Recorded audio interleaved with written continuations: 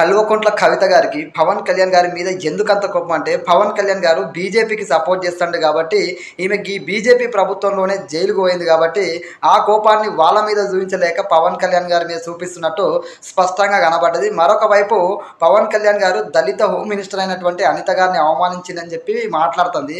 అక్క ఒకటి మర్చిపోవద్దు, మన తెలంగాణ ప్రభుత్వం ఏర్పడ్డ తర్వాత దళితున్నే ముఖ్యమంత్రి చేస్తా అని చెప్పేసి మీరు పెద్ద పెద్ద మాటలు చెప్పారు. 2 సార్లు అవకాశం వస్తే మీరే ఎందుకు మంత్రులు అయ్యారు, మీరే ఎందుకు ముఖ్యమంత్రి అయ్యారు, మీరే అన్ని పదవులు ఎందుకున్నారో కూడా తెలంగాణ సమాజానికి మీరు సమాధానం చెప్పాలి. అదేవిధంగా పవన్ కళ్యాణ్ గారు చెగువేరా అంటాడు, సనాతన ధర్మం అంటాడు అని చెప్పేసి మేధావి లెక్క ఏదేదో మీరు మాట్లాడతారు.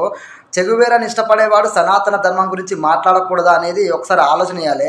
అది మీలాగా మరి జై శ్రీరామ్ అనే నినాదం కడుపు నింపుతుందా అని చెప్పేసి హిందువుల మనోభావాన్ని మేము కించపరచాలా?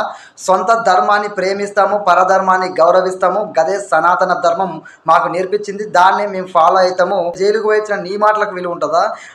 ప్రజల కోసం పనిచేస్తున్న పవన్ కళ్యాణ్ గారి మాటకు విలువ ఉంటుందా? ఒకసారి ఆలోచన చేసుకోండి. జై హింద్.